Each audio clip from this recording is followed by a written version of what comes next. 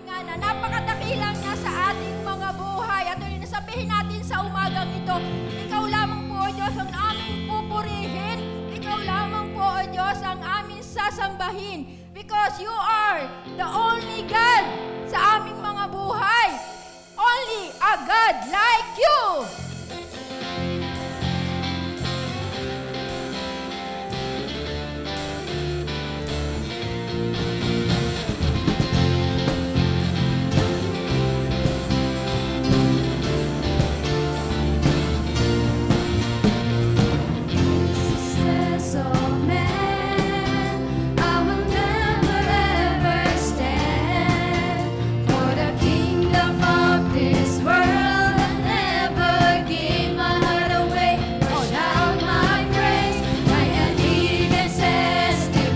My heart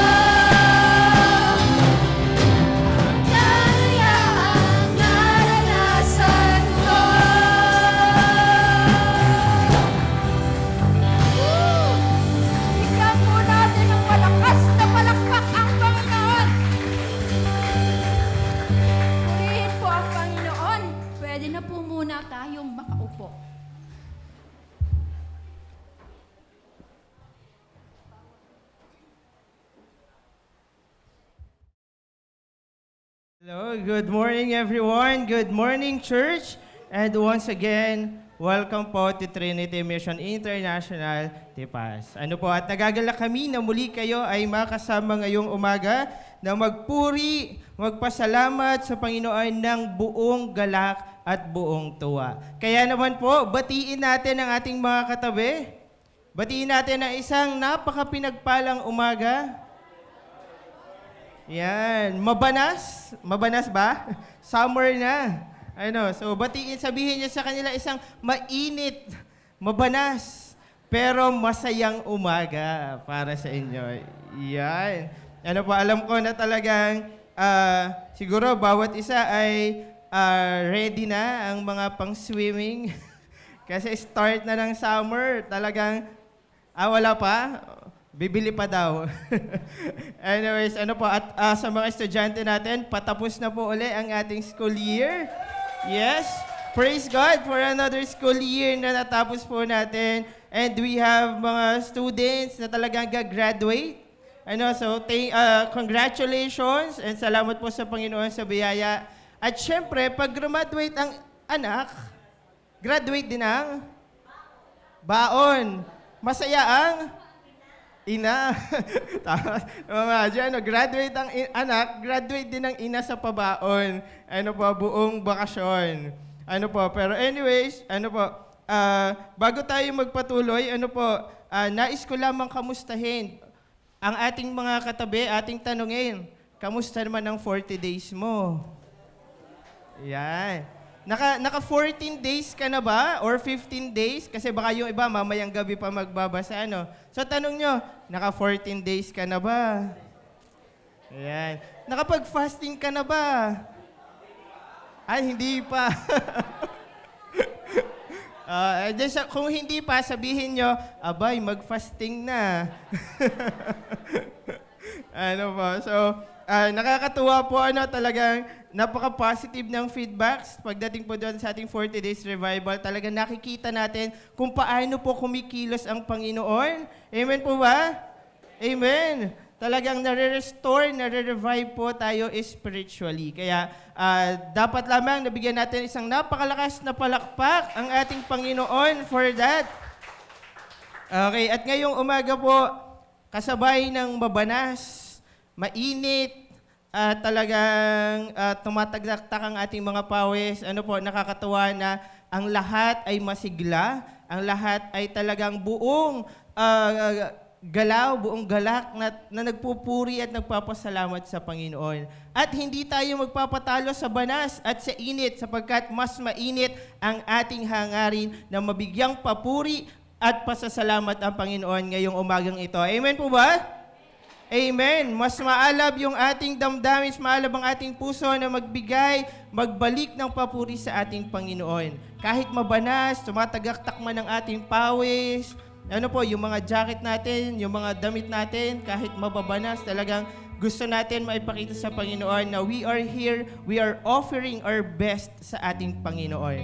Kaya naman ngayong umaga, sabi nga po dun sa kanta, hayaan mo ako, O Diyos, na purihin ka. Kaya ngayong araw na ito, I'm encouraging everyone, na talagang iwanan muna natin lahat ng problema, lahat po ng mga alalahanin natin sa bahay or kung saan man sa trabaho, iwan po natin. Sapagkat ngayong oras na ito, ngayong araw na ito, our focus is to give praises sa ating Panginoon. Ang focus natin ay talagang hayaan natin ang ating sarili na i-proclaim. Hayaan natin ating sarili na talagang magpuri, ibigay ang ating the best na papuri, ang ating the best na pasasalamat sa Panginoon ngayong umaga. Sabi po sa Psalm 100 verse 2, it says to serve the Lord with gladness. Deuteronomy 10 verse 12 says, serve the Lord your God with all your heart and with all your soul. Joshua says, as for me and the house, we will serve the Lord. Ngayong umaga, we are here to serve the Lord. We are here to serve the Lord with gladness and to serve the Lord with all our heart and all our soul. Kaya naman po, as we continue singing songs of praises, worshiping our Lord, I'm encouraging everyone to please stand. I-ready natin ang ating mga puso. I-ready natin ang ating mga sarili na ngayong umagang ito, our focus is to serve the Lord with gladness, with all our heart, and with all our soul. Kaya naman po sa ating patuloy na pag-awit sa Panginoon, muli tinatawagan ko po ang music team para tayo ay pangunahan.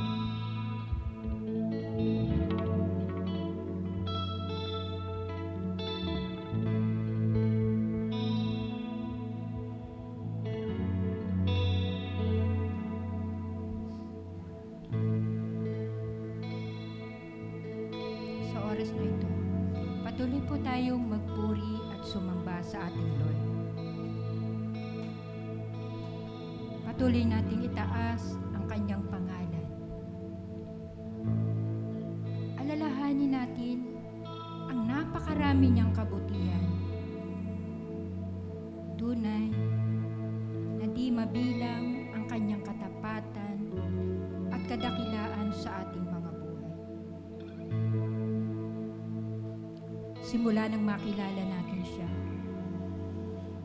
patuloy at patuloy niyang ipinadadama sa atin ang kanyang pag-ibig na di nagmamali.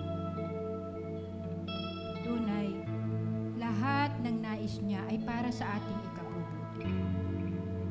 Kailanman ay hindi niya tayo pinababayaan. Lagi niya tayong sinasamahan. Lagi na tayong iniingatan. Tunay na napakabuti ng Lord sa kabila ng maraming beses na hindi po tayo nagiging tapat sa Kanya. Maraming beses na tayo'y nagkakasala. Pero ang kahabagan ng Lord ay laging nandyan. Ang Kanyang kabutihan ay lagi niyang ibinibigay sa atin. Kaya sa umagang ito, patuloy natin siyang purihin. Sabi nga po sa awit 106:1, purihin ninyo ang Panginoon o pasalamatan kayo sa Panginoon tayo magpasalamat. Sapagkat siya'y mabuti. Sapagkat ang kanyang kagandahang loob ay magpakailanman.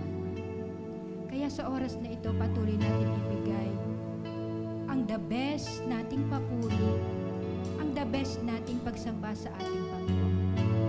At ibigay din natin yung the best nating pag-awit sa ating Panginoon upang patuloy natin siyang mapasalamatan sa kanyang kabutihan. Sapagkat siya ang ating Diyos ng kabutihan.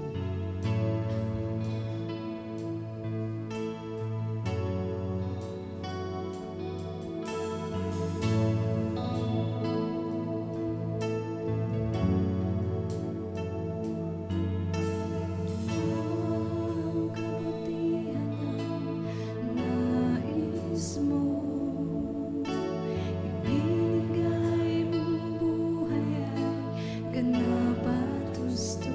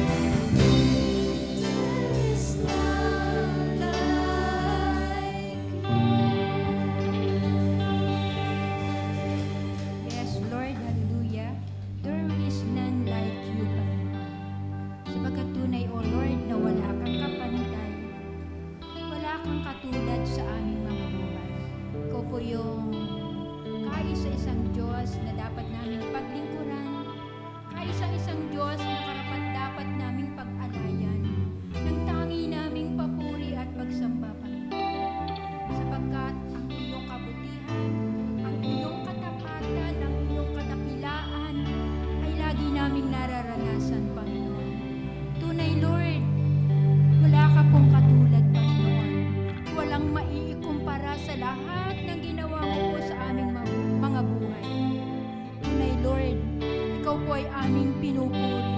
Ikaw po ay aming sinasamba, Panginoon, sa bawat araw ng aming buhay, Panginoon. Lord, ikaw po ay karapat-dapat lamang na itaas at papurihan. Salamat, Lord. Salamat sa lahat. Purihin ka po, God, sa umagang ito. Sa pangalan ni Jesus. Amen. Amen. Purihin po ang Panginoon. Pwede na po tayong maupo.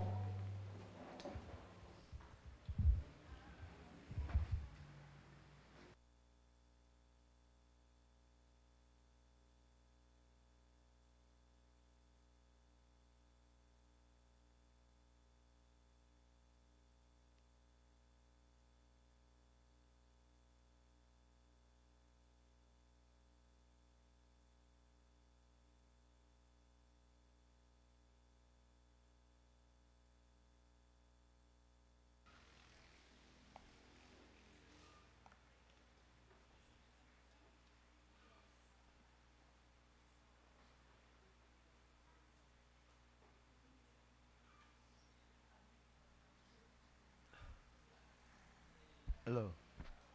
Good morning po. Salamat po sa Panginoon. Narito po tayo muli, no? Pray muna po tayo. Pray tayo. Lord, we ask for your help and guidance, Lord, through the power of your Spirit. Tulungan niyo po kami, Panginoon, minsan pa na sa pag-aaral ng banal na salita, matutunan po namin ito. At ito nga pong layunin po namin that this will cause revival, personal revival, family revival, church revival, and the revival of our country, Lord. Kaya gabayan niyo po kami at makatulong ito, Lord, para sa mangyari yung layunin niyo sa buhay namin. In Jesus' name. Amen. Actually, nakabili po tayo ng clock. Dapat sanang bibili yung shot clock eh. Alam mo, shot clock yung sa basketball. Pagdating na 24 hours, 24 seconds yung yung sa isang court, so tutunog siya. Okay, so ilalagay natin doon. Kaya, okay na po ba? Ayan, so nakita na po natin. Sige. Alam niyo po mga kapatid, kapag ang tao po ay nakakilala po sa Diyos, ang nais ng Panginoon ay automatic po dapat yung pagsunod sa Panginoon. Ang pagsunod po natin sa Panginoon ay hindi po ito yung gaya nung kinanta ni Bon Jovi, yung Bed of Roses daw, di ba? Hindi po siya madali. Ang pagsunod po sa Panginoon, actually it is a battle. Laban po ito. Labanan po talaga ito. Kasi nga may kalaban tayo, una-una sabi nga natin yung tatlong S, ano yung unang S? Yung S ay sumpungin. Hindi. Ang unang S ay self. Yung kalaban natin, no? Tapos, siyempre, si Satan. Tsaka yung sistema ng mundo po natin. So, yung mga kalaban po talaga yan. Kasi lahat po yan ay laban po sa Panginoon. Ngayon, dapat po sa ating sarili, kasi, sa puso natin, may naglalaban palagi, no? Yung lumang pagkatao natin, sabi nga, the old nature asserts itself. Talagang gusto rin ng old nature. Dapat, diba, pinipigilan ka niya eh. Pero dapat, yung new nature, yung bagong pagkatao natin, nagsasabi, tumahimik ka, huwag kang ganyan. Mag-behave ka mabuti. So, dapat nadidisiplina natin, nakokontrol talaga siya. Siyempre, control po yan sa kapangyarihan ng Panginoon lamang. So, ngayon, mapapansin po natin, sa pagsunod po natin sa Panginoon, meron po tayong tinatawag na mga oposisyon. Alam niyo yung mga salungat sa naisin ng Panginoon. Kaya ito dapat mapaglabanan natin ito at mapaghandaan natin. So ngayon, bubuksan na po natin ating Biblia. Diba? May mga Bible po tayo dyan. So mag-aaral na po tayo. Yan pong picture na yan ay mamaya maintindihan nyo kung ano yan. So ano ba yan? Ano ba yan? Yan yung mapa po nung nung Israel, nung kanila pong ni-restore po yung pader. Iba yung Nehemiah tayo, no? So restoring the walls of Jerusalem. Yan, diba, no? So Nehemiah chapter 2 po, pero magsisimula na po tayo sa verse 10. Yan, kasi pinag-aralan po natin yung nakaraan na eh. Diba? So ngayon, sabi po rito sa ating pag-aaral, yan, Nehemiah chapter 2, when Sanballat, the Horonite, and Tobiah the Ammonite official heard about this, they were very much disturbed that someone had come to promote the welfare of the Israelites. O sige, sa Tagalog na po natin babasahin po, no? Okay. O Tagalog po, yan. Sige. Nehemiah chapter 2, sabi po, nang malaman ni Sanballat na Horonita, yan yung Horonita, no? At ni Tobias, na isang opisyal ng Ammonita, na may dumating upang itaguyod ang kapakanan ng mga Israelita, sila'y lubos na nagalit. Ang muling pagtatayo ng pader. So, grabe no, yung kapakanan ng ibang tao, kinagagalit nila. Dumating ako sa Jerusalem, ito si Nehemiah, 3 araw na ako roon. Hindi ko pa ipinapaalam kanino man ang ipinagagawa sa akin ng Diyos tungkol sa Jerusalem. Sa gabi ng 3 araw, gumising ako at lumabas ng lungsod na may ilang kasama. Ang tanging hayop na dinala namin ay ang asnong aking sinasakyan. Sabi po doon. Lumabas ako sa may pintuan ng libis sa daang patungo sa bukal ng dragon hanggang sa pintuang papunta sa tapunan ng basura. Sinuri kong mabuti ang gibagibang pader ng Jerusalem at ang mga nasunog nitong pintuan. Nagpatuloy ako sa pintuang bakal hanggang sa paliguan ng hari. Pagdating ko doon, walang madaanan ang sinasakyan kong asno. Kaya't naglakad ako patungong libis at siniyasat ko ang pader. Pagkatapos ay muli akong pumasok sa pintuan ng libis at pabalik. Hindi alam ng mga pinuno kung saan ako nanggaling at kung ano ang aking ginawa. Wala pa rin akong sinasabi sa mga Hudyo, sa mga pari, pinuno, opisyal, at sa iba pang magkaroon ng bahagi sa gawain. Pagkatapos, so ang ginawa po ni Nehemiah, inassess niya muna yung lugar. Tinignan niya yung damage at yung sabi niya, yung kung ano yung gagawin doon sa Jerusalem kasi wasak nga ito, no? Wasak. So paano i-restore to? Inaral muna niya, pinag-aralan niya. Nung kanyang nilibot po niya, wala pa siyang pinagkikwentuhan, di pa niya ikinukwento sa ibang tao kung ano yung inilagay ng Diyos, yung inutos ng Diyos sa kanya. So sa kanya lang muna. Verse 17, ito na, nung matapos niya pong siyasatin yung buong lugar, pagkatapos sinabi ko sa kanila, so tinawag na niya yung mga tao, yung mga naninirahan na doon. Nakita ninyo ang kalunos-lunos na kalagayan ng ating bayan.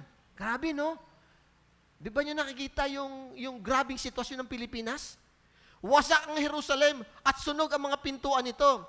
Itayo nating muli ang pader ng lungsod upang mahangot tayo sa kahihiyan. Isipin mo yon? Grabe yung kanyang puso na kahiyaya tayo eh.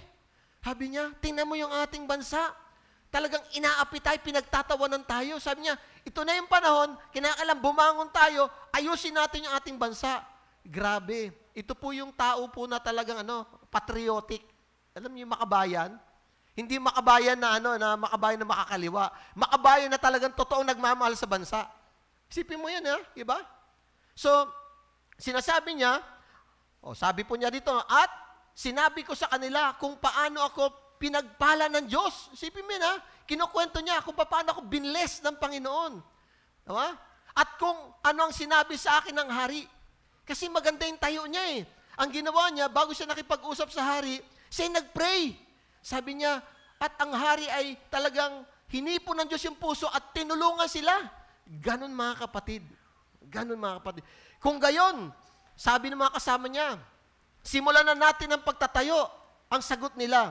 Kaya't naghanda nga sila upang simulan ng gawain. So, ibabalik, ire-restore na po nila yung Jerusalem.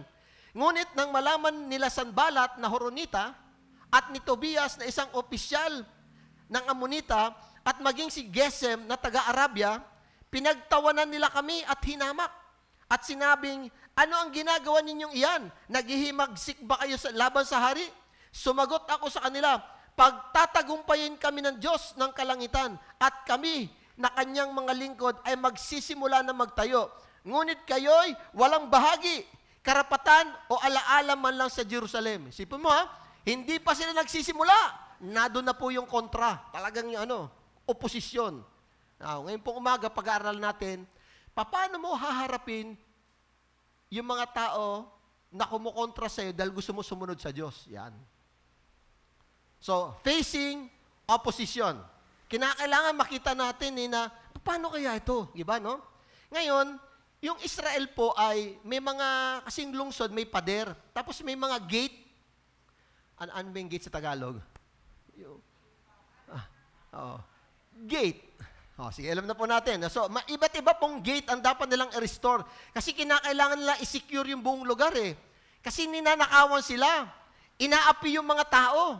Kumbaga, yung templo sinusunog. Binabastos ng mga wala sa Diyos yung kanilang lugar. Kumbaga, pinaglalaroan lang sila.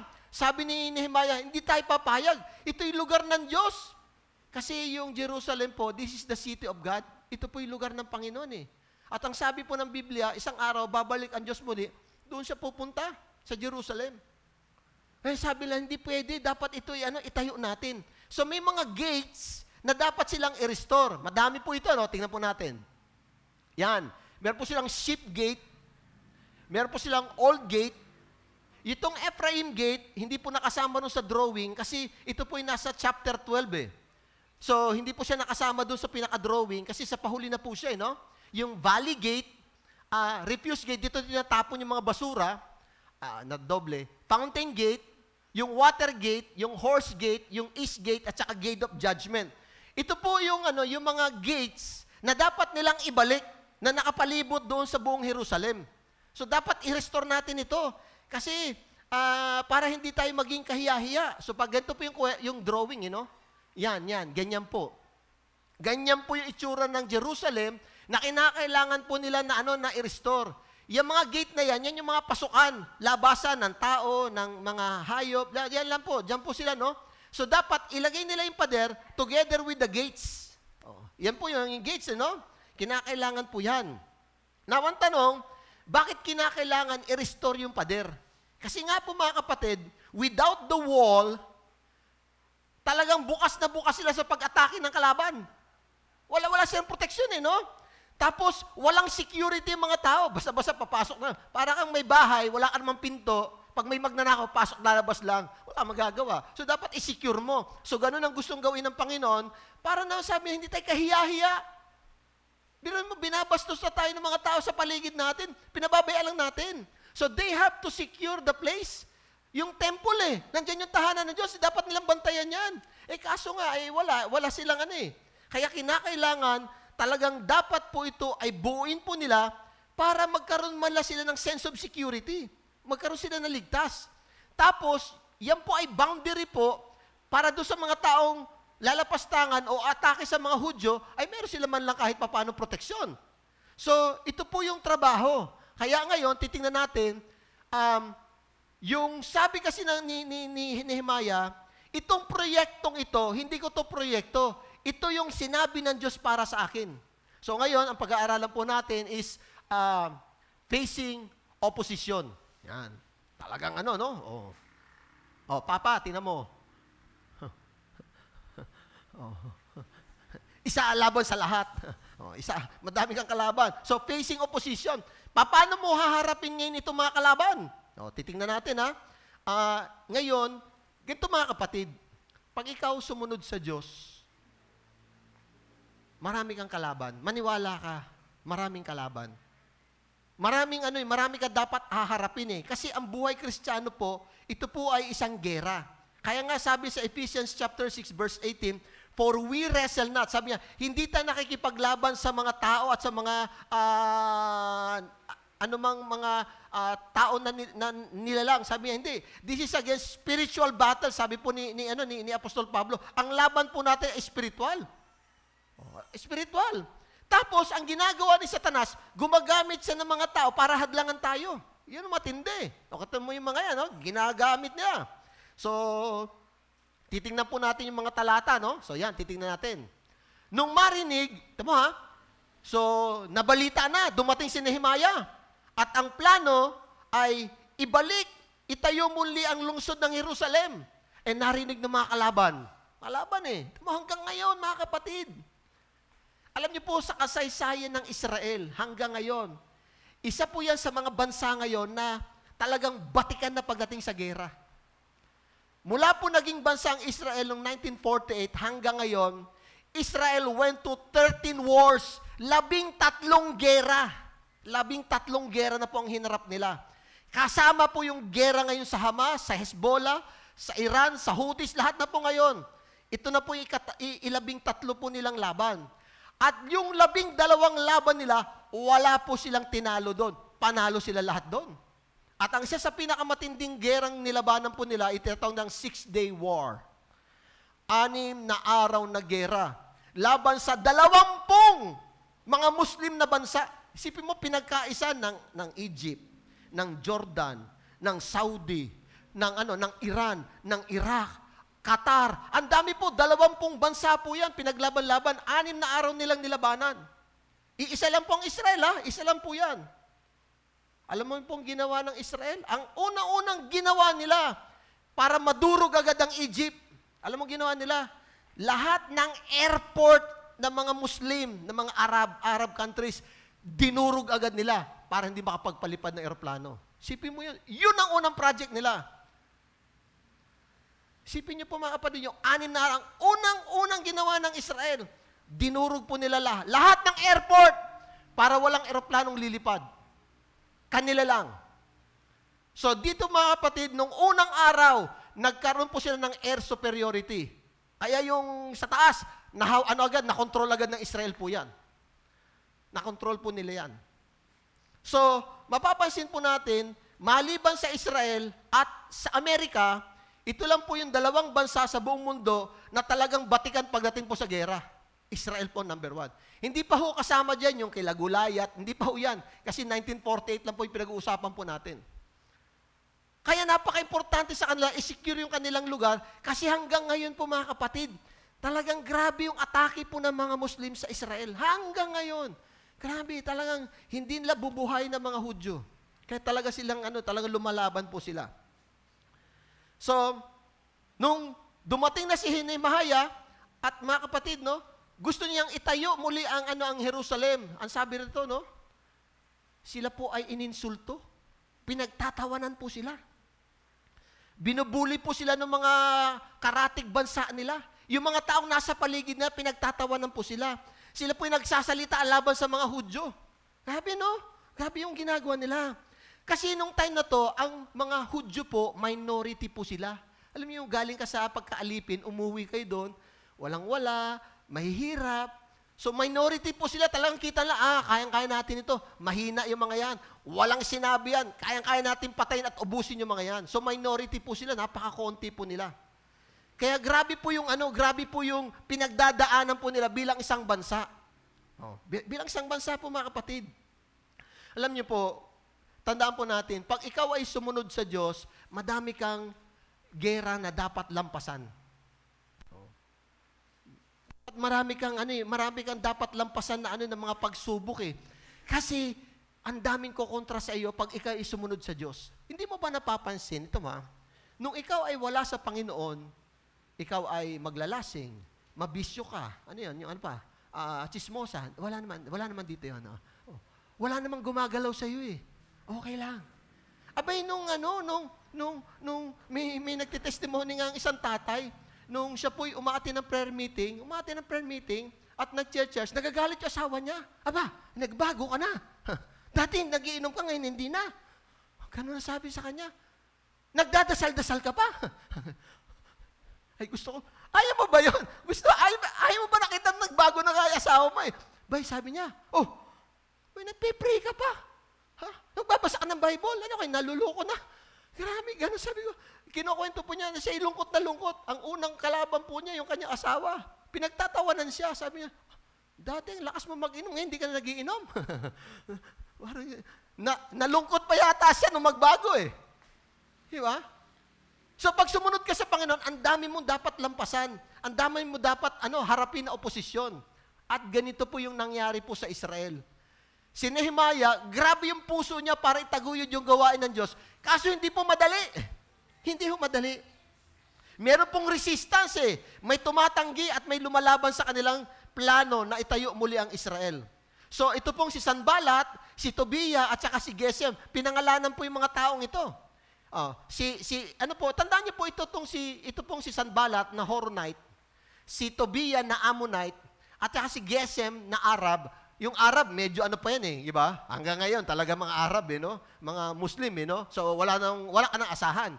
Pero po itong Ammonite, tapos itong mga Horonite, yan po yung mga tao, di ba, nung pinasok na ng Israel, Book of Joshua, yung Kanaan, kasi sobrang sama, ito yung mga taong pinatalsik nila at pinatay po nila yan.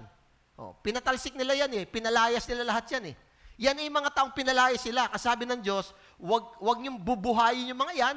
Gusto ko ubusin ninyo. Ang problema kasi nung panahong yon, nung mamatay na po si Joshua, yung commitment ng mga tao talaga nag-hype, ang taas. Eh nung si Joshua po nawala, yung mga tao hanggang sa bumagsak na. Yung mga pinaliliquidate ng Diyos sa mga tao, hindi nila pinatay. Kaya nangyari, nagkaroon ng intermarriage, nag-asawa na. Kaya yun, nagkagulo-gulo sila ngayon. Oo. Kaya iba dyan, mga kamag-anak na rin nila. Mga kamag-anak na nila, kasi napangasawa eh. Kaya ang hirap, mga kapatid. Napakahirap po niyan.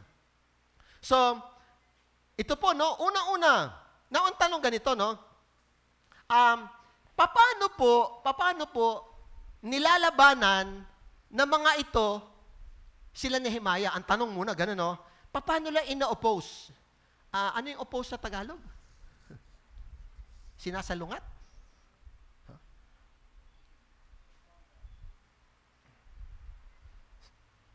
Sabi po dito, no?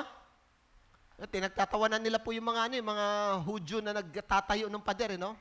When Sanballat the Horonite and Tobiah the Ammonite official heard about this, they were very much disturbed that someone had come to promote the welfare of the Israelites. Sa Tagalog po yan, sabi po dyan, But when Sanballat the Horonite, Tobiah the Ammonite official, and Geshem the Arab heard about this, they mocked and ridiculed us. No, iba? Sabi niya, anong ginagawa nyo at what is this you are doing? Ano yung ginagawa nyo? Are you rebelling against the king? Kayo ba'y nagre-rebelde? Laban po sa hari? Pinapakita ko po sa inyo mga talata ko anong ginagawa po nila sa kila Nehemiah. When Sanballat heard that they were rebuilding the wall, he became angry and was greatly incensed. He ridiculed the Jews. Pinagtatawa niya, iniinsulto niya. In the presence of his associates, sabi niya, sa harapan ng mga kasama niya, talagang hinihiya niya sila Nehemiah. Ngunit nang malaman ito ni Sanballat na Horonita at Tobias na isang opisyal na Ammonita at maging si Geshem na taga-Arabia, pinagtawanan nila kami at hinamak. Isipin mo yun. Pag sumunod ka sa Diyos, talagang may oposisyon eh. May mga taong hindi matutuwa. Ano yung ginagawa ninyo yan? Naghihimagsik ba kayo laban sa hari? Ang una-una pong ginawa lang oposisyon ay mocking and ridicule. Sa Tagalog po yan ay panunuya at paglibak. Iniinsulto nila. Iniinsulto po nila sila Nehemiah. Yung mga tao na gustong itayo yung gawain ng Diyos, no? Sa English po yan, belittle. Minamaliit nila. Minamaliit nila. Alam niyo yung binubuli ka? Binubuli ka no? Pinagtatawanan nila. Alam niyo po yung mga ginagawa po nilang ito po seryoso po na bagay. Kasi sinisira po nila yung reputasyon ng mga tao at yung puso ng mga tao para itayo ang gawain ng Panginoon. Di ba? So ito mga taong ito na dating pinalayas na ng Israel sa lupain, ay nakabalik po. Nakabalik po sila. At ganito po ang kanilang ginagawa po ngayon. Kaya nga po, dito po natuto ang Israel. Sinabi kasi ng Panginoon nung unang panahon, yang mga yan ay dapat ninyong ubusin at lipulin. Dahil hindi sila sumunod, yan, tinan nyo ngayon. Naging tiniknen nyo sila. Di ba? Naging tinik nyo sila. So, mga kapatid, ang unang ginagawa nila, tinutuya nila, pinagtatawanan. No. Tapos hindi lang po yan, yan yung unang ginagawa nila. Tinan nyo pa po. Sanballat and Geshem, ito yung mga sikat, no? Send me this message. So, pinadalhan daw nila ng mensahe si Nehemiah. Come, let us meet together in one of the villages on the plain of Ono. But they were scheming to harm me. Tamo, sabi po niya, no? Sa Tagalog po yan, nabalitaan ni na Sanballat, Tobias at ni Geshem na taga-Arabia, pati ng ibang mga kaaway na natayo ko ng pader. Itinayo nila, no? At wala na itong butas. Bagamat hindi pa nailalagay ang mga pinto nito, inanyayahan ako nila Sanballat at Gesem na makipag-usap sa kanila sa isang nayon sa kapatagan ng Ono. Alam ko, sabi niya, may masama silang balak sa akin. Pagpunta ni Nehemiah, patayin niyo yan. Ano yan? Ano tawag yung inaabangan? I-ambush niyo. Kaya't nagpadala ako ng mga sugo para sabihin sa kanila, mahalaga ang aking ginagawa rito, kaya't hindi ako makakapunta riyan. Hindi ko maaaring ipatigil ang trabaho rito para makipagkita lamang sa inyo. 4 na beses nila akong inanyayahan at 4 na beses na rin ako silang tinanggihan. Grabe! Ang tiyaga! Ang tiyaga nilang siraan yung mga taong ito. Diba? So anong ginawa na? Una-una, pinagtatawanan, hinahamak. Ito pa po yung sunod, no? Talagang physical harm. Bagang may mga, saktan mo yan, patayin mo yan. Ganun po talaga pinagbabalakan nila. Grabe, kaya yung pinagdadaanan ni Nehemiah bilang leader, hindi ho basta-basta. Yung mga tao talagang, di ba? Ito yung dahilan kaya kinakailangan na sabi nila, dapat talaga natin gawin yung pader. Wala tayong security dito. Kawawa naman tayo. Ito na po, yung isa po nilang ginagawa, paano nila ino-oppose, kung paano sinasalungat yung gawain ng Panginoon. Sabi po rito, no? May Tagalog ba? Ayan. Sa 5 pagkakataon, tinan mo ha, hindi nakuha sa 1, sa 2, sa 3, ay 5 pa Inanyayahan akong muli ni Sanballat sa pamagitan ng isang bukas na liham. Sumulat na. Bukas, hindi sarado, hindi selyado, no? Sabi niya, ganito ang mensahe. Balitang-balita sa iba't ibang bansa at pinapatunayan ni Gesem na ikaw at ang mga Hudyo ay nagbabalak na maghimagsik. Tingnan mo niya, ha? Kaya itinayo mong muli ang pader. May balita pang gusto mo maging hari. Yan ang sabi na kay Nehemiah. Sinasabi pang may mga propeta kang inutusan upang ipahayag sa Jerusalem na ikaw ang hari ng Huda. Tiyak na alam na ito ng hari, kaya pumarito ka agad at pag-usapan natin ang mga bagay na ito. Alam niyo po, usong-uso po ngayon yung blackmail. Diba? May mga hawak sila sa cellphone Pag hindi ka nagbigay ng pera, ilalabas ko. Mga ganun ba? Bina-blackmail nila Si Nehemiah. Sabi niya, temo, kinakailan pumarito ka. Grabe, no? Ito naman ang sagot ko. Walang katotohanan ang pinagsasabi mo. Gawa mo lang iyan. Tinatakot nila kami upang itigil ang gawain. Nanalangin ako, O Diyos, palakasin niyo po ako. Sabi niya, grabe, no? Matindi po yung oposisyon. Hindi ho basta-basta. Mga kapatid, tinan nyo, tinatakot nila. Ano pa susunod? Ano pa yung ginagawa nila? Bukod sa pinagtatawanan, nililibak, tapos tinitreten pa siya. Ano sabi po rito, no? Ay may slander and gossip. Yung paninira. Balita na ikaw gusto maghari. Wala namang ganong balita Hindi naman siya nagdedeklara na siya itatakbo na bilang gobernador ng Israel. Wala namang ganon. Hindi naman ito eleksyon.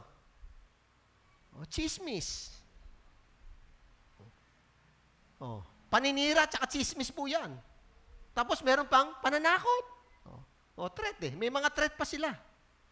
Mga kapatid, gusto ko po makita po natin na pag tayo'y po sumunod sa Diyos, marami kang kakaharapin na oposisyon. Grabe. Marami kang kakaharapin na oposisyon. Marami, minsan, yung prinsipyo ng Diyos, hindi nila sinasang-ayunan. Mali yan, hindi yan tama, kalokohan yan. Ganun po, no? So, dapat natin itong harapin. Dapat natin itong harapin. Ngayon pong umaga, paano natin haharapin yung mga oposisyon sa buhay natin, sa pagsunod natin sa Diyos? Tandaan nyo, ito pong oposisyon na to ay dahil sumusunod ka sa Diyos, Tandaan nyo to. Yung oposisyon na to, yung sumasalungat, dahil gusto mo gawin yung kalooban ng Diyos. Hindi po kung away na to na hindi lang kayo doon sa Caracruz. Hindi yan. Hindi to. Ito po yung oposisyon dahil nais mo gawin yung kalooban ng Panginoon. Gusto mong sundin yung sinasabi ng Diyos. Paano mo haharapin ngayon ang mga oposisyon? Number one, titingnan po natin. So, how do you face opposition? Pag nais mo sundin ang kalooban ng Panginoon. Di ba? Paano po yan? Una-una po, harapin mo bilang isang pamilya o bilang isang grupo. Face it, as a team. Tandaan niyo mga kapatid, gusto ko makita po natin, hindi po hinarap ni Nehemiah yung laban na sarili lang niya. Kasama niya yung mga Hudyo. Kasama niya yung mga Hudyo. Diba? Sabi po niya, sabi ni Nehemiah, doon sa mga tao, you see the trouble where we are in Jerusalem, sabi niya? You see the trouble we are in? Jerusalem lies in ruin, and its gates have been burned with fire. Come, let us rebuild the wall of Jerusalem, and we will no longer be in disgrace. Alam mo ginawa ni Nehemiah? Magkaisa tayo. Itindig natin yung karangalan ng bayan ng Diyos. Tayo magtulong-tulong para maharap natin itong mga kalaban natin.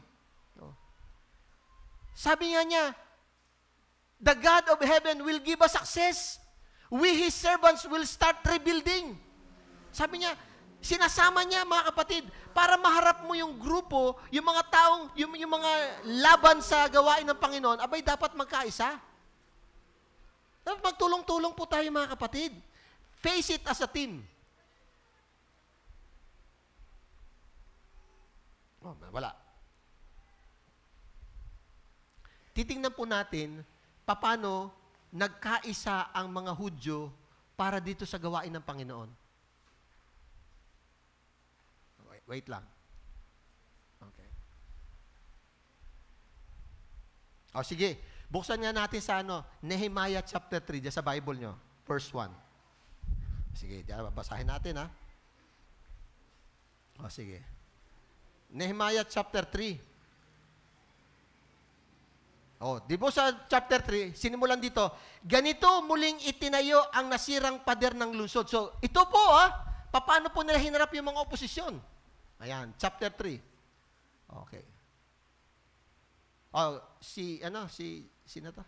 Generous nga, verse 1 hanggang verse 3.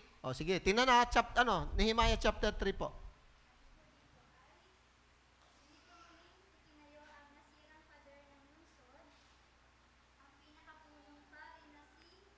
Eliasib.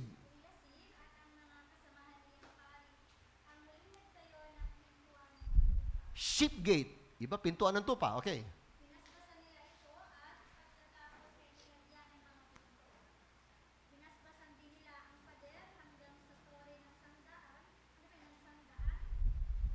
At sa Tore.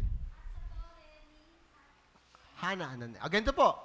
Pag nagagawa po nila yung pader at saka yung gate, ang ginagawa nila, dinededicate nila agad. Sipin mo, grabe, kinukumita agad nila sa grabe, no? So, hindi lang ginagawa, dinededicate. Diretso. 2.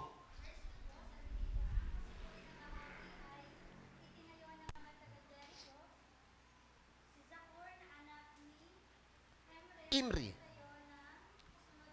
Kasunod na bahagi daw. Fishgate.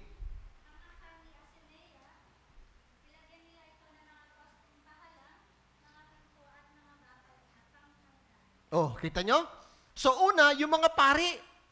Pangalawa, may mga binabanggit siya mga pangalan Sunod-sunod parang, they were given yung, ito dito kayo. Susunod. Sunod-sunod Kanya-kanyang assignment mga kapatid.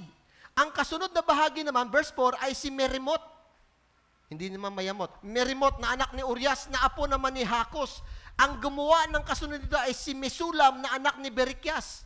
Ang apo ni Mesesabel. Ang kasunod ay ginawa naman ni Sadok na anak ni Banaa. Ang kasunod ay ginawa naman ng taga-Tekoa. Ngunit ang mga maharlika, tinayo, pakinggan niyo mabuti, ngunit ang mga maharlika, yung mga taong makilala sa lungsod, mga Hudyo din. Mga mayaman, mga professional, sabi dito, ay tumangging gumawa. Ayaw nilang magtrabaho. Ang muling nag-ayos ng pintong luma ay sina Joyada na anak ni Paseya at si Mesulam na anak ni Besodeas. Sila rin ang naglagay ng posting pahalang mga pintong bakal na pagkandado. Verse 7. Pwede Kuya Jun, verse 7 nga. Nehemiah 3:7. Wala pa. 3:7. Tingnan natin. Verse 7, ang kasunod nito ay ginawa ni Melatias na taga at na taga Nerino at ng mga taga Gibeon at Mispa. hanggang sa tirahan ng gobernador ng lalawigan sa kanluran ng Euphrates. Oh. Diretso.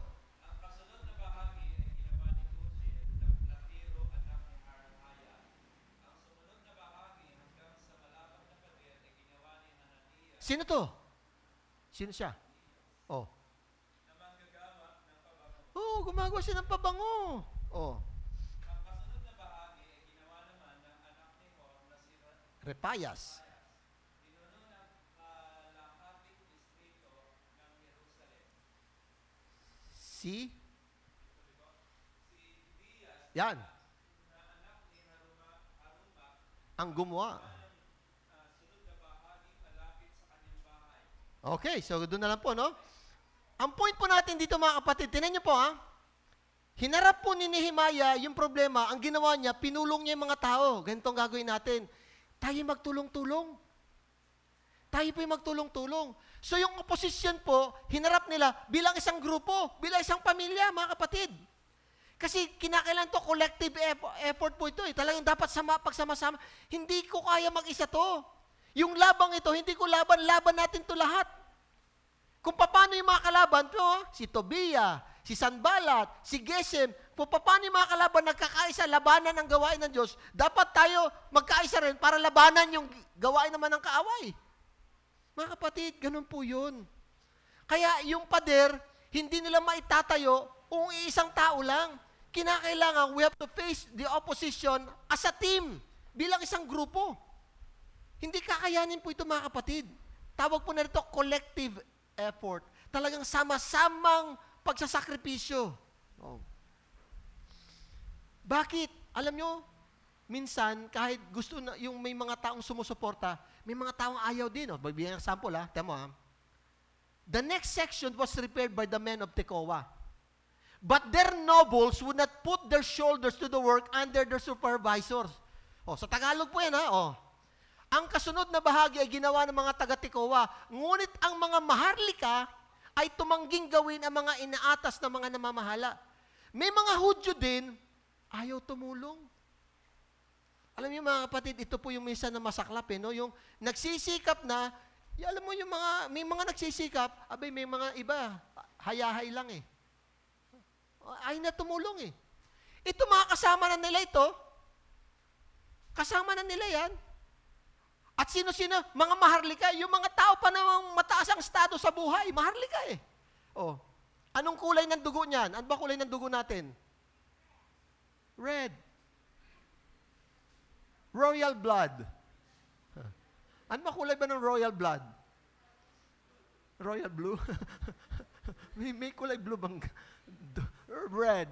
Red. Oh. Ibig sabihin, isipin mo mga kapatid, no? Si Nehemiah, ang taas ng posisyon niya, alalay siya ng hari. Pero hindi niya yung pinagpilitan eh. Bumaba talaga siya sa Jerusalem para tulungan. Ito mga ito, ang ganda ng posisyon, ayaw nilang sumama at tulungan yung mga tao. Grabe.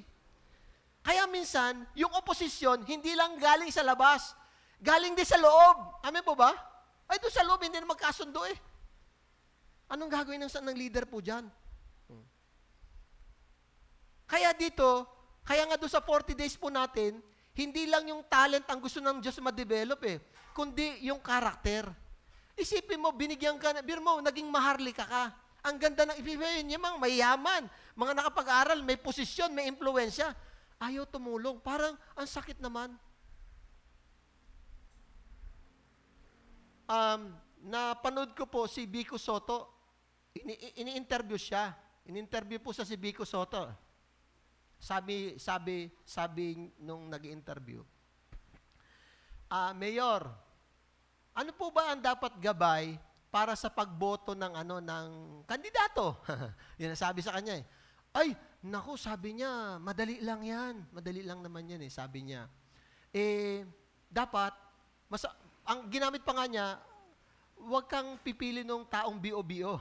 Yung pa nga sabi niya, no? Huwag kang pipili, no? Sabi niya, kasi maraming ganyan ngayon, sabi niya. Sabi niya, problema kasi natin, marami sa mga kandidato, hindi natin kilala kung talagang nakapag-aral nga, kung maayos sa tao, Di ba? Sabi niya, paano ka boboto kung di mo sila kilala? Ang sabi niya, alam mo, madali lang yan, ganito. Tingnan mo yung mga poster nila. Yung madaming poster, wag mong iboto kasi gumastos na malaki yan. Kasi nga, wala siyang poster eh. Hindi siya naglagay ng poster eh. Sabi niya, yung mga taong gumagastos na malaki, wag niyong iboto. Kasi sigurado, babawi yan. May wisdom. May wisdom. Sabi niya, kung mga hindi nakapag-aral, ay wag na rin niyo iboto rin yan. Sabi niya. Pero sabi niya, pag hindi mo alam, tingnan mo muna yung poster. Pag marami ka nakikita ang poster, wag mo iboto. Pastor, lahat sila may poster. Gusto ko sana sumingit kasi interview. Paano ho, lahat sila may poster? Gumastos silang lahat. Huwag mo iboto. Hindi, sabi ko parang hirap no? Grabe. Di ba parang, ako yun, nawindang ako. Sabi ko, ano kayong gagawin nga pala? Paano lahat sila may poster? Yung anong gagawin ko? Sa highway, bibilangin ko isa-isa. Ito 15. Ito, 19. Parang hirap no? Ang hirap. Sabi niya, parang ganun no? Oo. Tapos ini-interview siya kasi pinagmamalaki niya. Alam mo sabi niya, nagpagawa po tayo yung munisipyo, yung kanilang city hall. Alam niyo po, sabi niya, nakatipid po tayo ng 1 billion dito sa project na ito. 1 billion! Sabi niya, kasi wala ditong korupsyon sa Pasig.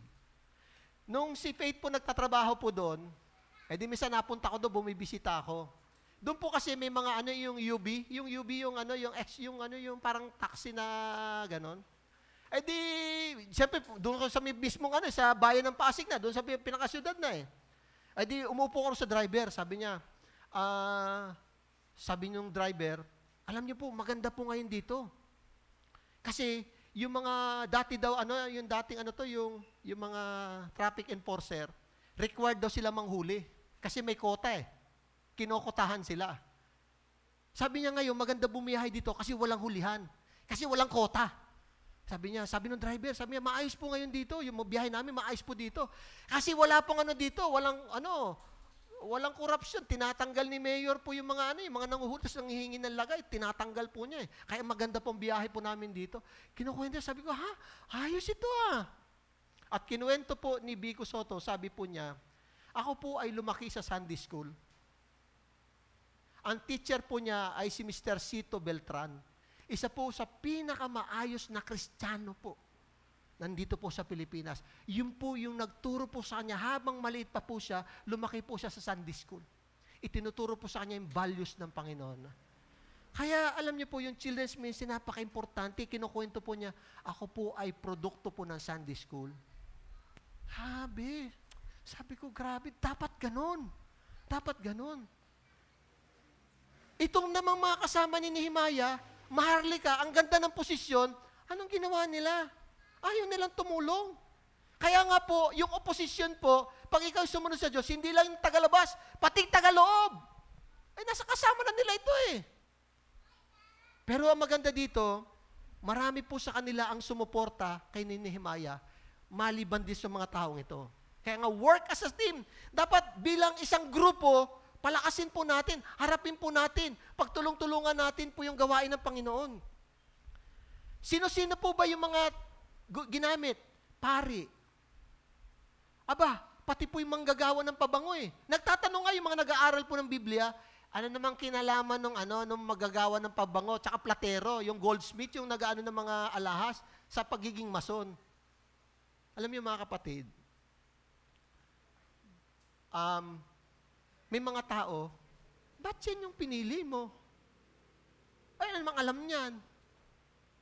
Kasi siya po yung napunta Pag sinabihan mo, pumupunta. Pag may trabaho, ginagawa. Bakit hindi mo siya gagamitin? Yun yung mga taong available doon Sinabi ni Nehemiah, itayo natin, nagtayo sila. Ano nang kinalaman nila doon? Mga kapatid, tandaan po natin. Kapag ikaw binigyan ka ng wisdom ng Diyos, mga kapatid, at talagang bibigyan ka niya ng talento. Si Solomon, matalino ba siya? Hindi man siya matalino sa kanya sarili. Anong sabi ng Panginoon sa kanya? Hingin mo yung gusto mo, ibibigay ko sa iyo. Ano sabi niya? Panginoon, bigyan niyo po ako ng wisdom. Sabi ng Panginoon, dahil hindi mo hiningi ang kayamanan, ni buhay ng mga kalaban mo, bibigyan kita ng talino na walang tao sa buong mundo, ikaw lang. Isipin mo yung mga kapatid. Binigyan siya ng wisdom ng Panginoon kasi natuwa ang Diyos sa kanya sa panalangin. Kaya mga kapatid, sa ating prayer pa lang, pag natuwa ang Diyos, grabe ang blessing na ibibigay niya sa iyo. Nagtataka tayo, bakit? Sabi nga nila, anong kinalaman naman gagawa ng alahas sa pagmamason? Yung gumagawa ng pabango. Mga kapatid, kasi sila po yung gustong tumulong. At yung mga may talent naman, ayaw. Anong gagawin mo? Hindi na sila. Ito na lang available. Amen po ba? Kung babasahin niyo po yung talata, napakahaba lang po mga kapatid. Ang ginamit ni Nehemiah mga tao ay mga ordinaryong tao lang ho. Wala naman silang sabi niyo, grabing talent Meron lang silang obedience at saka karakter. Amen po ba? Yun lang meron sila Pero tinulungan sila ng Diyos. At yung mga tao namang mga maharlika, may kakayanan, professional, may talino, talento. Ayaw naman. O magagamit mo ba? Siyempre hindi. Hindi na. Huwag mo ibuhos yung buhay mo doon. Walang matatapos. So, ang kailangan po ni Nehemiah ay yung tatawag nating collective resilience. Yung resilience po yung pagbangon mula sa trahedya. Yung resilience po yung paano ka bumangon. Diba, yung grabe, gipit na gipit kayo, inaapi kayo, pinagtatawa. Tapos paano kayo babangon? Grabe, paano matindi ito Talagang bilang isang grupo mga kapatid, pagtutulungan sa panahon ng paghihirap. So, una, paano mo haharapin yung oposisyon? Face it, as a team. Bilang isang grupo, harapin dapat ito. Pangalawa po, paano natin dapat harapin ang problema? Mga oposisyon? Yan. Face it with prayer. Dapat harapin natin to na may panalangin. Alam niyo po, nung inaapi po sila, actually, sa totoo lang, sabi nga ni Nehemiah, pwede naman talaga ako humingi ng tulong sa hari para itong mga asungot na to, yung umaapi sa kanila, ay lipulin talaga lahat. Pwede naman Pero alam mo, hindi po niya ginawa yon. Kasi parati niya pong pinagmamalaki sa hari, ang Diyos namin ay tutulong sa amin para kami bigyan ng tagumpay. Parati niya pinagsasabihin po yun So, ang ginawa po niya, imbis na tumawag doon sa hari na nagsugo sa kanya, ang ginawa niya, tinawag niya ang Panginoon. Amen po ba? So, ang pinakamagaling na paraan, pag tayo po'y nasa trahedya, nasa matinding oposisyon, sa matinding problema, ang gawin natin, ito yung panahon na tayo dapat mag-pray. Ito'y dapat tayo mag-pray. Anong sabi po ni Nehemiah?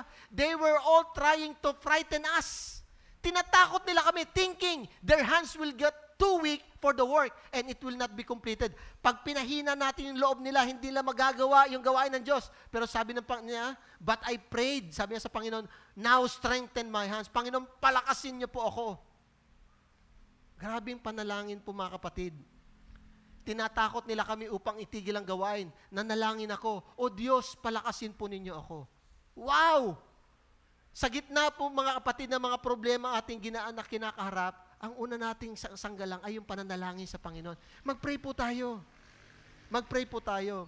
Kaya di ba pinili natin, ano yung mga taong gagamitin ng Diyos? Yung taong may passion sa panalangin. Grabe, mag-pray po siya. Nilista nga po natin mga kapatid, Meron pong 10 panalangin na inilista si Nehemiah sa kanyang libro. Puro panalangin. At ito po ang pinakamahaba, Nehemiah chapter 9, 5-38. Ang haba. Halos buong kapitulo ay nailaan sa panalangin. Ipinapakita lang po ni Nehemiah, siya po ay taong mapanalanginin. Prayerful. Di ba si Jonah, napuno yung talata patungkol sa sarili niya. Selfish. Ito naman po yung taong mapanalanginin. Basahin niyo po itong Nehemiah chapter 9, 5-38. Grabe po yung panalangin po niya. Puro panalangin. Panalangin sa Diyos. Panalangin sa Diyos. Kaya sa ating mga kinakaharap ng mga oposisyon at problema, trahedya sa buhay, harapin po natin to na talagang tayo po'y nagdadasal sa Panginoon.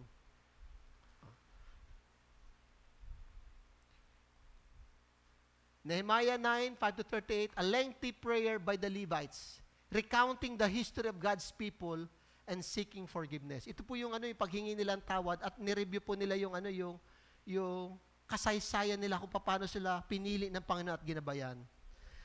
Yung panalangin po ni Nehemiah, nagpapakita yung kanyang pag-asa at pananalig sa ating Panginoon.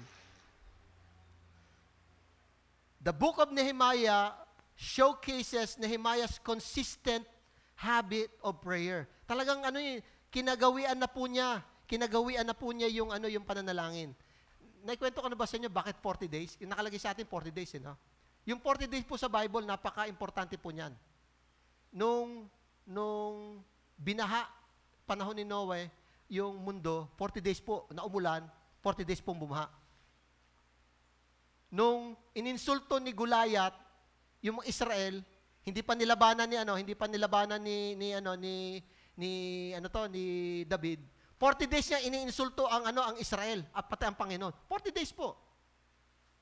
Tingnan niyo ha. Tapos anong sabi ni Jonah? Sabi po ni Jonah, bago gunawin yung Niniba, ilang araw? 40 days din. Sabi niyo, within 40 days, pag di ka nagsisi, wawasakin ng Diyos itong lugar niyo. Si Jesus nag-fasting, 40 days din. Mapapansin nyo, bakit 40? Ba't hindi 41? Ba't hindi naging 35? Kasi lumalabas po, sabi po ng mga psychologist, pag ang isang bagay gusto mo matutunan, gawin mo ito ng 40 days straight, magiging bahagi ng iyong buhay mo yan. 40 days straight. Kinakailangan walang palya. Pag ikaw ay hindi mo nagawa ng 29, balik ka lang sa 1. 39, hindi pa, balik ka pa rin sa 1. Kasi 40 days straight eh. So, mga kapatid, ito po yung nais ng Panginoon. Kaya nga kapag tayo nag-devotion, nagawa mo yan ng 40 days straight, malaking factor po, magiging bahagi na ng buhay mo yan. Prayer transforms our hearts and causes us to depend on the Lord. Grabe po, pag tayo nagpe-pray, natututo po tayo umasa sa Panginoon. At panghuli po, paano mo harapin yung oposisyon? Face it with determination. Dapat maging talagang maging huwag kang matitinag. Huwag kang matitinag, mga kapatid. Dapat determinado ka. Determinado ka. Ano sabi po rito, no?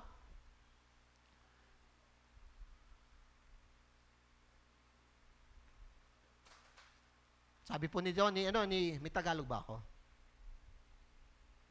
Okay, may Tagalog po. Nang mabalitaan ni Sambala, Tobias at mga taga-Arabia, Ammon at Asdod, naku, lalo nang dumami. Kanina 3 lang, si Sanballat, si Tobias, may Arabia, 5 na yung mga yan Horonita, Ammonita, Arabia, talagang taga-Asdod. Puro mga ito, mga kalaban ng Israel na halos mabuo na namin ang pader ng Jerusalem at ang mga butas nito ay natakpan na. Lalo silang nagalit. Nagkaisa silang sasalakay ng Jerusalem upang kami guluhin. Kaya nanalangin kami sa aming Diyos at nagtalaga kami ng mga bantay araw at gabi. Grabe, lalong naging matapang si Nehemiah. Anong sabi? Ang mga taga-Huda ay may ganitong awit. Nangihina kami sa bigat ng pasan at sobrang dami ng batong nabuwal. Hindi namin kaya ang hirap na ito na itayo ang pader sa maghapong trabaho. Alam niyo po, yung mga taong nagtatrabaho na, parang dumating po sa punto, parang wala naman nangyayari. Lalo na tayo tinatakot ng mga yan. Ano na sila pagod na Yun na po. Kaya nga, yung laban ay hindi lang sa labas, pati sa kalooban nila. Pagod na sila. Akala ng aming mga kaaway ay hindi na namin sila makikita at hindi namin alam ang kanilang binabalak sa pagsalakay. Iniisip nila, mapupuksan nila kami at mahihinto ang gawain. Hindi nila alam na ang mga Hudyo na nakatirang kasama nila ay laging nagbabalita sa amin tungkol sa kanilang masamang balak. Alam niyo po, grabe po yung encouragement ni Nehemiah sa kanila. Face it with determination. Dapat mas lalo po tayo maging determinado. Yung mga tao, pagod na rin po. Yung mga tao ay nasisiraan na rin ang loob. Pero maganda po kay Nehemiah, yung antugon po niya, hindi, kaya natin to, tatapusin natin ito. Alam niyo po ba, yung pader po ng Jerusalem, ilang araw nila po nagawa? Alam niyo po ba kung ilan yung laking yon? 52 days. Within 52 days, natapos ni Nehemiah yung pader at pati yung mga gate, yung mga tarangkahan. Ano yung 52 days? More or less, mga ano, no? Mga, walang 2 buwan. Ha? Grabe, 52 days. Sa gitna, mga kapatid, ng oposisyon, discouragement ng mga tao, grabe po yung kanilang alam mo, within 52 days, tinapos ni Nehemiah yung gawain. Grabe. Kaya, kung meron pong patungkol sa leadership, yung leadership, mga kapatid, yung pangunguna, magandang halimbawa ito si Nehemiah. Talagang naging determinado. At sa loob ng 52 araw, tinapos nila yung pinagagawa sa kanila ng Panginoon. Alam niyo po sa Biblia, hindi lang naman si Nehemiah yung mga nakatapos doon sa pinagawa ng Diyos. Di ba? Si Jesus, di ba doon sa 7 sayings, di ba magmamahal na araw? Ano yung isa sinabi ni Jesus? It is finished. Grabe. Si Jesus, 30 years old po siya nagsimula ng ministry, 33, binigay niya ang kanyang buhay. Sa loob ng 3 taon, natapos niya ibinigay sa kanya na gawain ng Ama. Kaya nga bago siya mamatay, sinabi niya, natapos na. Sa Grego po yun, tetelestai. Tetelestai. Natapos na. Alam niyo po, sa 2 Timothy chapter 4, ano sabi ni Paul? Last book na po niya na sinulat. 13 books niya. Last book, ang sabi niya, I have finished the course. I have run the race. Natapos ko yung takbuhin na binigay sa akin ng Panginoon. Mga kapatid, ito maganda. Yung ibinigay po sa ating gawain ng Diyos, tapusin natin. Amen po ba? Hindi mo matatapos yan pag wala kang determinasyon. Pray po tayo, mga kapatid.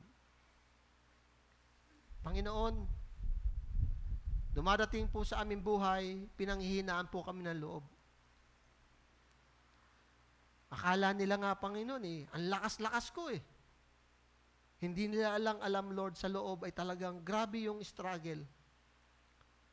Pero, dumadating sa panahon na hindi na pala kami yung lumalakad. Binibit-bit mo at kinakarga mo na pala kami. Akala namin kami pa din. Hindi pala. Ikaw na pala, Panginoon, ang bumubuhat sa amin para maitawid kami, Panginoon, sa mga pagsubok. Pinanghihinaan kami, Panginoon. Nasisiraan kami ng loob. Lungkot na lungkot kami, Panginoon. Pero nakita po namin ang iyong biyaya at kapangyarihan. Lord, sa umagang ito, ang panalangin ko po, doon sa mga kapatiran, sa bawat isa po na nadidiscourage, nasisiraan ng loob, Panginoon, pinanghihinaan ng loob, Panginoon, ang panalangin ko po, palakasin niyo po sila. Habang nakapikit po ang ating mga mata, nakayuko po ang ating ulo, gusto ko po kayo ipag-pray, taas mo lang yung kamay. Kapatid, pinanghihinaan ka ba ng loob, taas mo yung kamay, ipag-pray kita. Hallelujah. Salamat po. Parang hindi matatapos . Parang hindi naman ako gumagaling na . Parang walang nangyayari. Diba? Parang wala . Parang ganito ng ganito . Ano ba ito? Diba? Walang katapusan. Diba yung lesson natin, yung sa Israel, yung Exodus 32, ka 14th day? Nainip sila . Nainip sila. Kaya yung patience ay napakalaking bagay. Panginoon, may mga kapatiran po kami nagtaas ng kanilang kamay. Pinanghihinaan sila ng loob, Panginoon. Palakasin niyo sila, Panginoon Diyos, O God. Bigyan siyang biyaya, Panginoon, O God. Ipakita niyo, Panginoon, sila'y nadito, hindi na dahil sa kanila, kundi kinakarga at binubuhat niyo na sila, Panginoon Diyos. Dahil mapagmahal ka, mahabagin, Panginoon, at matulungin at mabuting Diyos. Aking pinagpe-pray, Panginoon, katulad po ni Nehemiah, Panginoon Diyos. Tao kami, Panginoon, nasisiraan din kami ng loob, nadidiscourage kami, Lord, nawawalan din kami ng lakas, Panginoon. Nais na rin naming umayaw, pero ngayong umaga, Panginoon Diyos, ang prayer ko, Lord, patuloy ilagay sa aming puso, katulad po ni Nehemiah, palakasin niyo kami, Panginoon. Na kami po'y makapagpapatuloy at yung gawaing ibinigay niyo po sa amin ay matapos po namin, Panginoon. Salamat, Lord, sa inyo pong salita. Pagpalain niyo po ito. In Jesus' name we pray. Amen. Palakpakan po natin, Panginoon. God bless po.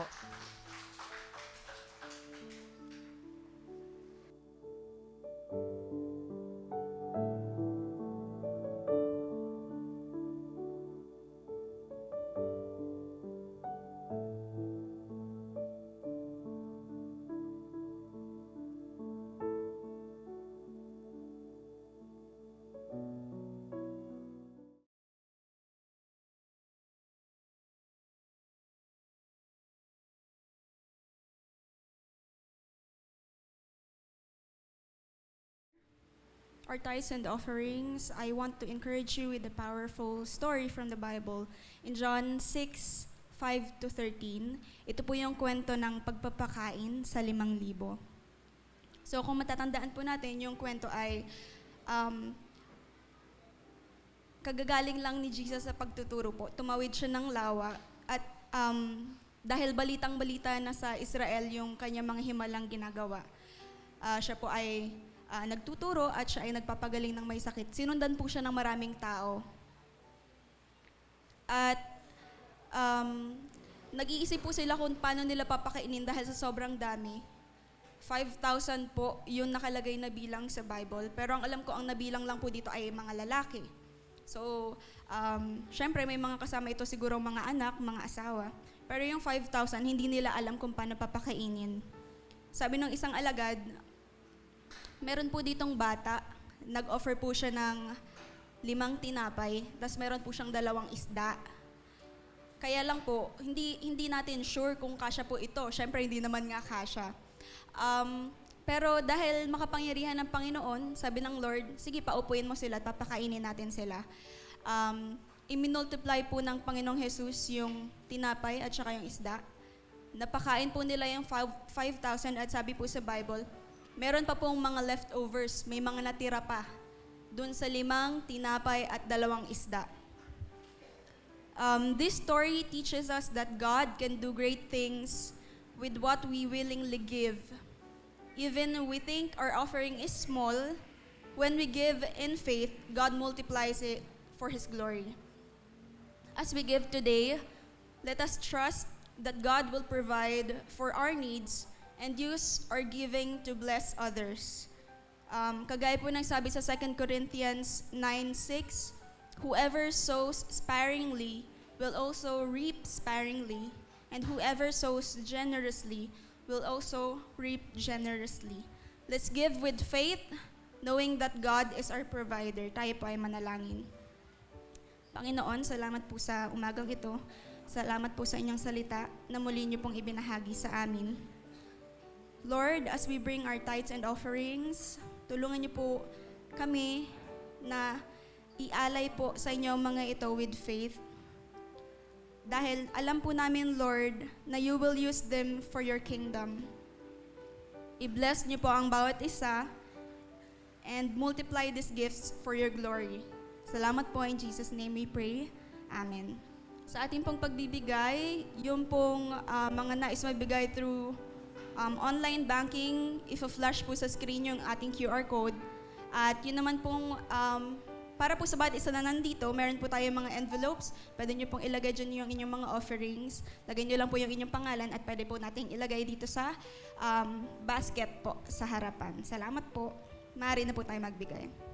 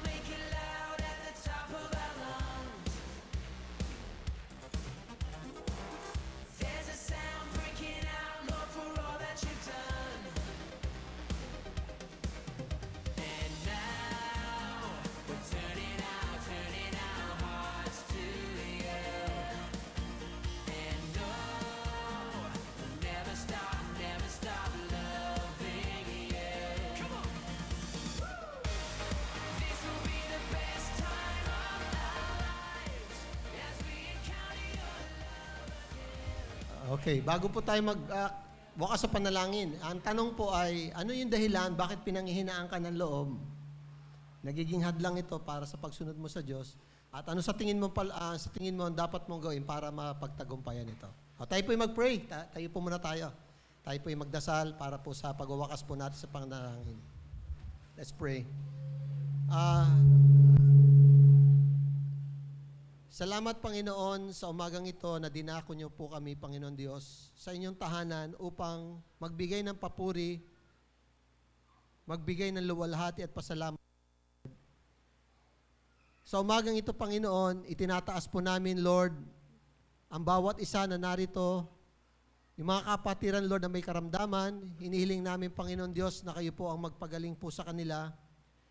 Doon sa mga kapatiran din, Lord, na pinanghihinaan ng loob, kayo po ang magbigay ng encouragement para sila, Panginoon, ay makabawi at makabalik, Panginoon Diyos, makapaglingkod muli sa inyo. Amin pong pinagdadasal, maging, Panginoon, ang amin pong minamahal na bansa. We pray, Lord God, that you bless the Philippines. Dalangin po namin, Lord, na sana ang bansang ito, Panginoon, ay tumalikod, Panginoon, sa kasalanan at kumilala sa inyo. We also pray for Israel, Lord, yung kapayapaan sa bansa pang Israel. Dalangin po namin, Panginoon, na yung mga terorista, Lord, yung mga tao na gustong sumira, Panginoon, ay biguin niyo po yung kanilang plano. At sa umagang ito, aking hinihiling na pagpalain niyo po ang mga trabaho, mga negosyo, ang bawat gawa ng aming mga kamay, Panginoon, maging ang aming kalusugan. Ito po aming dalangin sa pangalan ng Ama, ng Anak, at ng Santong Espiritu. Magsabi po tayo ng Amen. Palakpakan po natin, Panginoon. Praise the Lord. Para po sa announcement. Okay, marina po tayo magsuupo. And once again, good morning po sa ating lahat. And ngayon po ay dadako naman tayo sa ating mga regular announcements.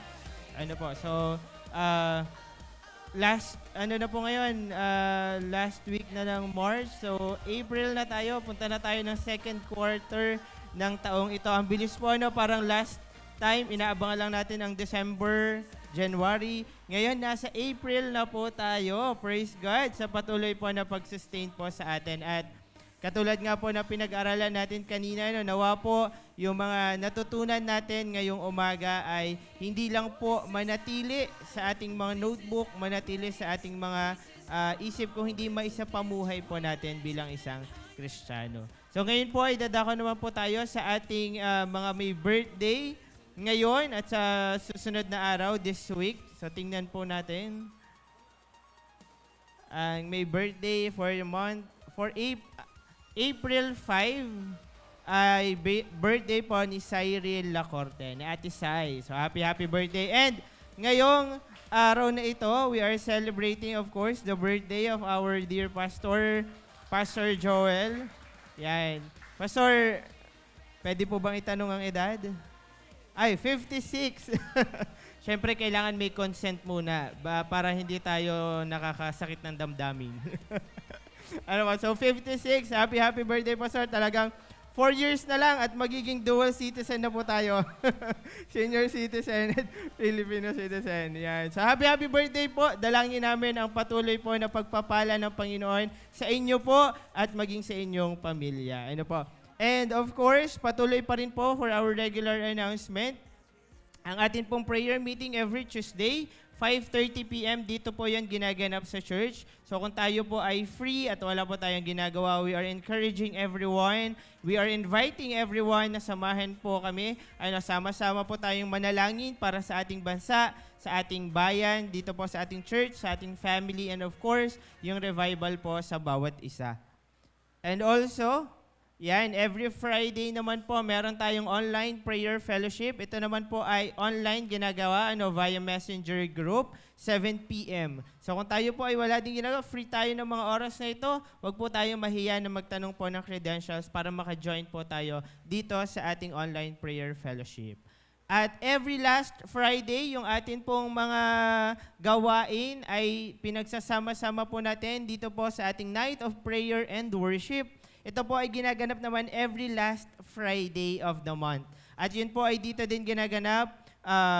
Face-to-face po tayo nananalangin, nagkikita 7 p.m. to 9 p.m. Dito din po yun. And of course, every Saturday, so patuloy pa rin po ang ating, alam ko, medyo may mga konting pagbabago when it comes to Ignite. Ano po, that's 1 p.m. kasi dati nagti-3 p.m. tayo. For now, 1 p.m. na po tayo every Saturday dito po sa ating TMA Youth Service or yung tinatawag po nating Ignite. So kung may kabataan sa inyo, encourage po natin na sumama every Saturday, maka-join po dito sa ating Ignite. Yan, and of course, ang ating campus ministry dito po sa Tipas Integrated National High School, patuloy po itong kinoconduct every Tuesday, Wednesday, and Thursday. Ito po ay 12 p.m. to 12:30 p.m. So nakuha po tayo ng 30 minutes sa lunch ng mga bata para po mabahaginan sila, maturuan po sila pagdating po sa salita ng Panginoon. Ano po, at kung kayo ay free ng mga araw na ito, very much welcome po kayo na maki-join dito po sa ating campus ministry dito po sa Tipas Integrated National High School. And I think that's it. So once again, maraming salamat po. Hopefully, makita po ulit namin kayo next week dito po again sa Trinity Mission International Tipas. And we have, bago tayo magtapos, we want to welcome our visitors ngayong araw. Sina Sir. Sir, yan. So, sige, tayo po tayo. So, sila po ay co-teacher ni Kuya Arvin from San Juan Senior High School. Welcome po from Trinity Mission International Tipas. Yan. And again, to God be the highest glory. Pwede na po tayo pumunta sa ating mga small group. So, yung ating pong food ay kakasapin ko na lang po yung mga magsaserve. Ano po? So, sige po, pwede na po tayo pumunta sa ating small group. Once again, to God, palakpakan po natin ng isang malakas na palakpak ang Panginoon. Ayan, wari na po tayong pumunta sa ating small groups.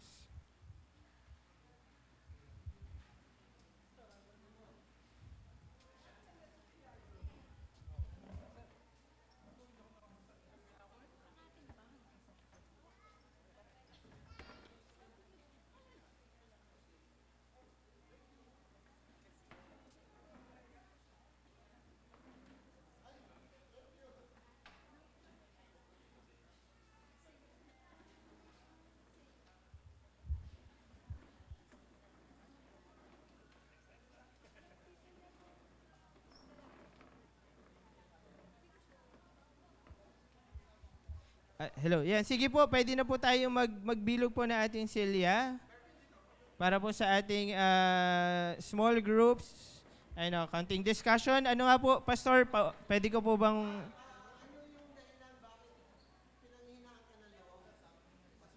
Okay po. So, mga tanong po na pag-uusapan natin, ano po yung mga... Anong dapat mong gawin para Okay. Ano po yung mga dahilan